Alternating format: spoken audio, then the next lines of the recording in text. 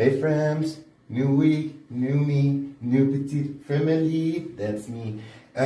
Jeg tænkte, jeg vil lige hurtigt gå live og fortælle om mine planer i den her uge, og det er faktisk ikke engang, fordi jeg har de store planer. Jeg havde de der problemer i sidste uge med pungen, der blev stjålet. Men jeg har heldigvis fundet en løsning, fordi jeg har Apple Pay, så Pierre kan bare sende penge til mig, hvis det er. Så det er speak of the devil. Hvad så? Are you done? I need to use the bathroom. Yes, I'm done in 2 minutes. And again, sorry about the wallet. You said that I shouldn't carry it around, and I did it anyway. So I'm sorry about that. It's okay, but maybe stop looking for a job. I can't have you living off my money for too long. Oh yeah. You know what? That's actually not a bad idea. Okay, see you. Han gav mig faktisk en ret god idé der. Så har jeg lige nogle planer i den her uge. Jeg skulle da tage ud og kigge på noget jobansøgning. Jeg er faktisk også rigtig god til at skrive CV, så jeg kan lave en guide til os. Ja, det lyder sgu mega fedt. Jeg skal tage med det med ren, og jeg kan aflevere jobansøgninger forskellige steder. Og det kan være, at jeg bliver barista eller operasanger. De har jo sådan nogle, de har jo operahuse hernede, så kan jeg sådan. Ej, det kunne være rigtig fedt. Ej, det synes jeg, det lyder som mega fedt idé. Og så kan vi jo også lave vores EMA, som vi gjorde sidste uge. Det kan vi gøre på søndag. Og I kan få lov til at stille spørgsmål, og det kan også være, at jeg allerede har et job på det tidspunkt. Endnu vigtigere, jeg er faktisk også ved at få nogle sponsordeals i huset. Jeg håber også, at vi kan få kigget nogle sponsordeals. Det hele begynder at blive rigtig fedt det her. Jeg glæder mig så meget. Okay, jeg må hellere komme afsted. Men vi ses. I love you guys. Take care og follow me og følg med på siden hver dag. Jeg kan bare ikke... det bliver det fedeste eventyr det her. Okay, vi ses, friends. Vi ses. Hej. Hvad så, friends? Er I klar på at blive ægte CD-guruer? Jeg vil gerne lige indrømme noget før, friends. Det er ikke noget, jeg har sagt før offentligt. Men det er simpelthen, det bliver nødvendigt nu. Det kan godt være, at det bliver en skandale, men jeg bruger faktisk briller til hver dag. Og det bliver jeg altså nødt til at kunne bruge her, når jeg skriver mit CV. Først og fremmest, mit navn. Det er jo ret simpelt. Friendly uddannelse. Jeg skriver kandidat fra livets hårde skole. Jeg spiller online kurser. Og så er jeg ekspert i digital marketing. Ja. Okay. Ved I hvad? Jeg kan mærke. Det er altså lidt nemmere at holde sig selv i gang, når man lige har noget motivationsjuice. Kigget på det først. Okay, arbejdserfaring. Her skal vi være lidt mere kreative. Freelance event coordinator. For alle de middage, jeg har arrangeret gennem årene. Og professionel netværker. For hey, social butterfly here. Okay, færdigheder. Okay, det bliver det sjove. Avanceret i fransk. Jeg kan i hvert fald bestille vin på fransk. Og uovertruffen multitasker. Det kan jeg også godt til for. Fordi jeg kan Instagram, og jeg kan tweete, og jeg kan snap samtidig. Men det er simpelthen så, man laver et CV på fransk. Og så har jeg en lille trick her i ærmet, jeg plejer at gøre til sidst. Jeg markerer simpelthen bare af skærmen. Sådan her. Tryk Ctrl C. Og så går jeg ind på den her hjemmeside her. Nu skal I høre godt efter. Den hedder chatgpt.com. Den kan også godt snakke dansk, og den kan også godt snakke fransk. Vi kan snakke alle sprog. Og så tilføjer jeg det, og så skriver jeg simpelthen bare, skriv lige et CV for mig, og få det til at se godt ud. Og bum! Det er simpelthen, som man skriver et godt CV, friends. Skål, friends! Lad os komme ind med de her grimme briller. Perfekt. Jamen, vi ses, friends. Bisous! Excusez-moi, vous travaillez ici? Det betyder, undskyld mig, arbejder du her? Og det har jeg skulle sige rigtig mange gange i dag. For jeg har nemlig gået i gang med at søge jobs, friends. Jeg har nemlig været en tur rundt i Maren, og jeg har søgt jobs en masse forskellige steder. Så har jeg også hængt nogle flyers op. Hvis der er nogen, der kommer forbi, som lige har et job derovre, så kan de skrive til mig på Instagram. Så var jeg lige inde i en kære foresøgjob. Så kan det være, at jeg kan handle ind på vej hjem fra arbejde. Og et libanesisk sted. Jeg elsker libanesisk mad. Det vil være det perfekte job for mig, det her. Jeg prøvede også lige den her genbrugsbutik, just in case. Jeg bliver nødt til at søge hos optikeren. Jeg prøver jo selv briller. Det er jo match made in heaven. Og at søge job, det er jo faktisk et fuldtidsjob i sig selv. Man skal tidligt op, og man skal være i gang hele tiden. Og altså ja, jeg burde faktisk få penge for det her.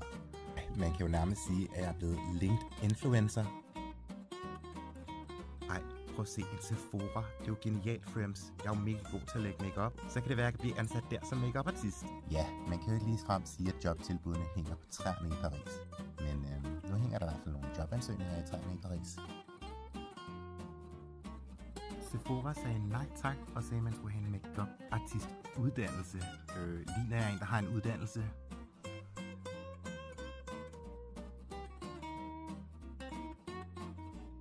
Så fandt jeg lige tilfældigvis det her sted, og det synes jeg så rigtig, rigtig spændende ud, så jeg tænkte, jeg lige ville give det et skud.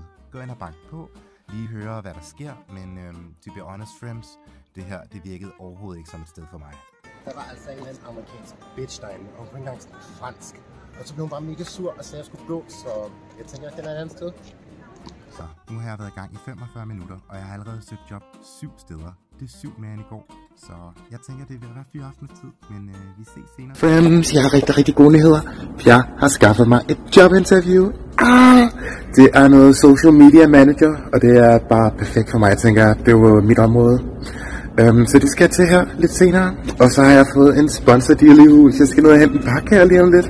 Og jeg tænker, at jeg laver noget unboxing og fortæller jer lidt mere om det her senere. Så husk at følge med i stories, og jamen, så ses vi bare senere. Please, I love you, friends. Hej! Whoops, så har jeg fået min pakke her fra Psychonauts, og jeg glæder mig til at se, hvad de har sendt til mig. Et par øreringe. De er fede. Og ligner en trøje, det her. Hvad var det? Vingummier. Jeg elsker firmaer, når de lige giver nogle snacks med. Det er altså så nice. Den er meget fed.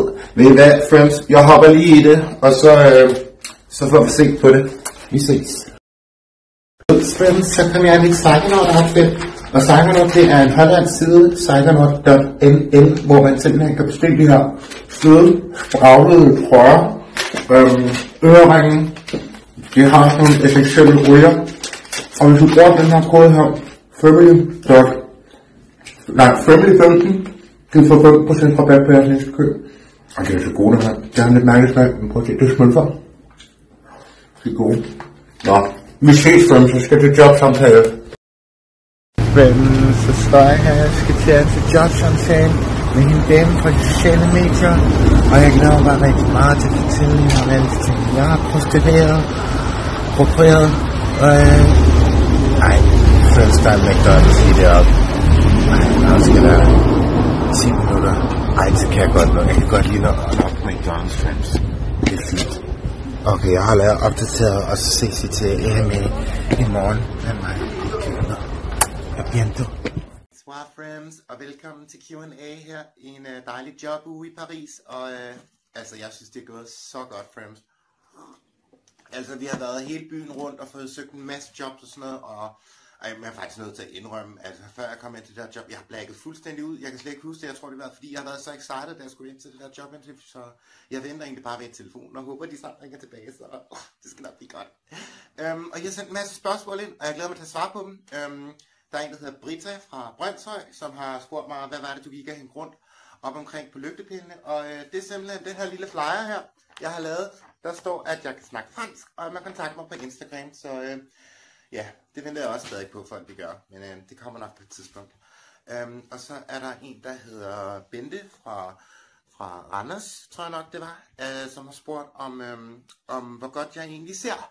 Og ja, som jeg sagde den anden dag, så bruger jeg egentlig briller, og jeg søgte også job på sådan en optometrist, eller hvad det hedder hernede i Frankrig. Fordi at jeg kan faktisk basic, det er også derfor, at jeg normalt uddeler spørgsmål på forhånd. Jeg kan simpelthen ikke læse noget som helst. Altså, jeg skal sådan helt tæt på, før jeg kan se det. Og ja. Nå, jeg håber det er gået godt med jeres CV-skrivninger derude. Der er mange, der har spurgt mig, om jeg har lavet noget frivilligt arbejde igennem tiden. Jeg har lavet en lille smule. Jeg har lavet noget lektiehjælp for min lille søster. Så det er jo også en slags frivilligt arbejde. Og ja. Have you heard back from the job? Yeah, I haven't heard from them yet, but I'm still waiting by the phone. But yeah, I'm awaiting my call. Well, I got a call from my friend that a girl showed up in weird psychedelic clothing on the Verre who was eating McDonald's through her interview while explaining her Instagram layout, then spoke incomprehensible French for a while before falling asleep and having to be brought out by security. Does that ring a bell? I don't think that sounds like me. First of all, psychedelic clothing, it doesn't match my aesthetic, Pierre, and I only wear berets. I don't wear them every day, so I don't think that was me. But what a weird girl. I'm going to bed. Yeah, good night, Pierre, and good luck, and thank you for the job thing. Okay, Frems, jeg synes det var lidt akavet, så jeg tænker altså, jeg vil gerne hoppe i seng nu. Jeg har ikke lyst til at lave mere Q&A, men vi ses i morgen på badeværelset. Vi ses, Frems. Elsker jer. I love you, and a plus. Skål i kaffe, Frems. Yeah.